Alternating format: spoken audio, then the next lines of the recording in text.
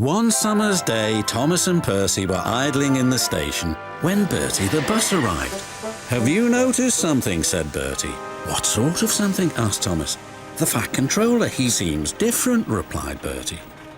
"I did see him staring at the clouds this morning," said Percy. "I wonder why." The reason was simple. It was Lady Hatt's birthday and Sir Topham had a new outfit. "It's perfect for my birthday party," said his wife. "You'll look splendid, Topham dear." "And I'll wear my finest hat just for you," he replied. "Your birthday is a great occasion." "It is, so don't be late." "Don't worry, my dear. I shall be spick and span and right on time." Later that day, the Fat Controller had changed into his new suit. "You look fine, sir," said the station master. "You'd best be going." "Indeed," agreed the Fat Controller. "The engines are busy. I'll take care." "Is it reliable?" asked the station master. "Certainly," said the Fat Controller. But it wasn't.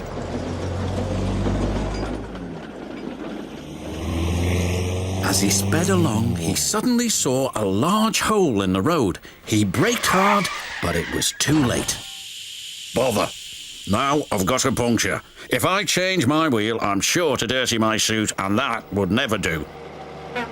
Just then, he heard Caroline. "I have to attend my wife's birthday party, and I cannot be late. Please give me a lift."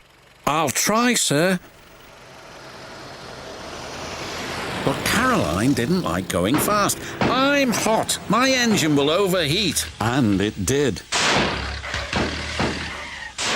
"Told you so," said Caroline sadly. "Bother, bother."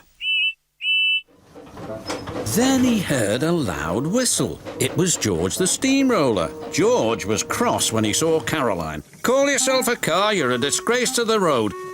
Find yourself a scrapyard." Caroline spluttered in fury. George's driver was more polite. "Can I be of assistance, sir?" "Only if you can get me to my wife's birthday party," sighed the Fat Controller. "We can take you to Thomas," replied the driver. "He's just down the line." "Much obliged." And they rumbled away. "What about me?" wailed Caroline. "I'll send for help," called the Fat Controller. "Stay there." "That's all I can do."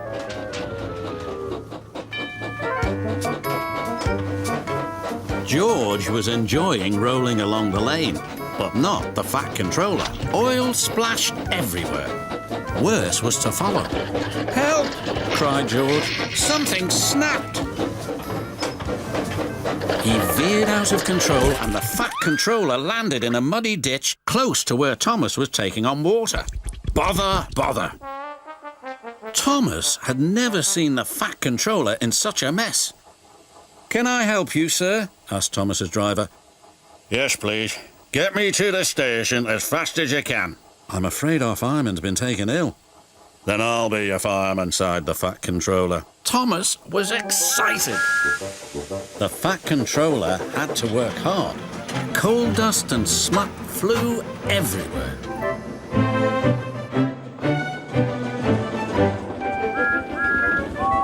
And at last they reached the station.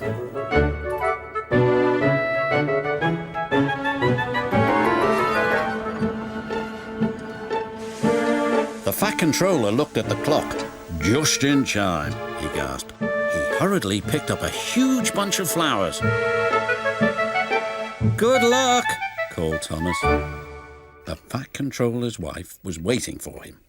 As the clock struck 3, there stood Sir Topham Hatt, tired but triumphant.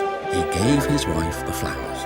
"Well, thank you, my dear. I knew this was a special birthday party, but I didn't know it was fancy dress." Everyone laughed. And then the party began.